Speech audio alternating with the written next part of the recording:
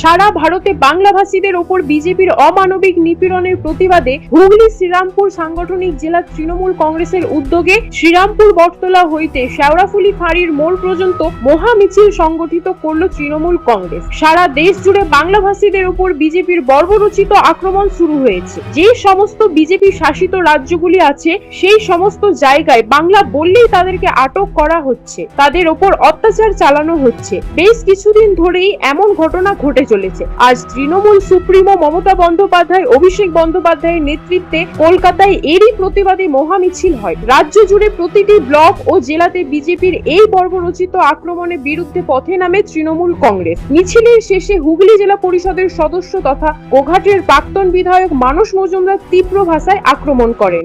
দেখুন, বিজেপি আজকে শুধু নয়, বিজেপি স্বাধীনতার আগে থেকে আমরা দেখেছি যে বিজেপি বাংলা বিরোধী এবং বাঙালি বিরোধী, এবং এই বাংলা এবং বাঙালি বিরোধী বলেই 1947 সালে যখন ভারতবর্ষ ভাগ হয়, পাকিস্তান বাংলাদেশ থেকে 2500 কিলোমিটার দূরে, কিন্তু পাকিস্তানের সাথে বাংলাদেশকে একটা অংশকে জোড়া হয়েছিল, বাংলার একটা অংশ। উদ্দেশ্য একটাই ছিল, বাঙালি যাতে কখনো মাথা তুলে দাঁড়াতে না পারে। আজকের দিনেও যখন বিজেপি বারবার দেখছে যে এই বাংলা তারা কোনোভাবেই দখল করতে পারছে না, তো তারা বিভিন্ন রাজ্যে যারা বাংলার পরিযায়ী শ্রমিক আছে, বাংলা ভাষাভাষী মানুষ আছে তাদের কাছে তাদের উপরে এক প্রকার জোর করে বাংলাদেশি তকমা সাটিয়ে দিয়ে তাদের উপরে অত্যাচার করছে, পুলিশি হয়রানি করছে। আমাদের রাজ্যের মুখ্যমন্ত্রী বাংলা ভাষা এবং বাঙালির উপরে যে অত্যাচার, ঘুরপথে এনআরসি করার যে চক্রান্ত, তার বিরুদ্ধে প্রতিবাদ করে আজকে কলকাতার রাজপথে হেঁটেছে। আমরা নেত্রীর নির্দেশে হুগলি জেলার শ্রীরামপুর বটতলা থেকে আমরা শেওড়াফুলি ফাঁড়ি পর্যন্ত আমরা হেঁটেছি। আমরা একটা কথাই বলতে চাই যে বাংলা সবসময় ভারতবর্ষের যে কোনো প্রদেশের মানুষকে গ্রহণ করে। এই বাংলায় প্রায় 1.5 কোটির মতো অন্য রাজ্যের শ্রমিক কাজ করে, অন্য ভাষাভাষী।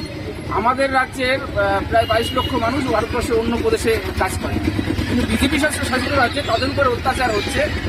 বৈধ ভারতের নাগরিক হওয়ার পরেও রোহিঙ্গাকে ভারতবর্ষের বাইরে পাঠাবো, পাকিস্তানি মুসলিমদের ভারতবর্ষের বাইরে পাঠাবো, বাংলাদেশি মুসলিমদের ভারতবর্ষের এনআরসি করে বাইরে পাঠাবো, এই আওয়াজ তুলছে। কিন্তু প্রকৃত অর্থে দেখা যাচ্ছে আমরা চুচুড়ায় যেমন দেখেছি দেবাশিস দাসকে উড়িষ্যায় অত্যাচার করা হয়েছে, মুর্শিদাবাদের একজন হিন্দু যুবক তাকে অত্যাচার করা হয়েছে।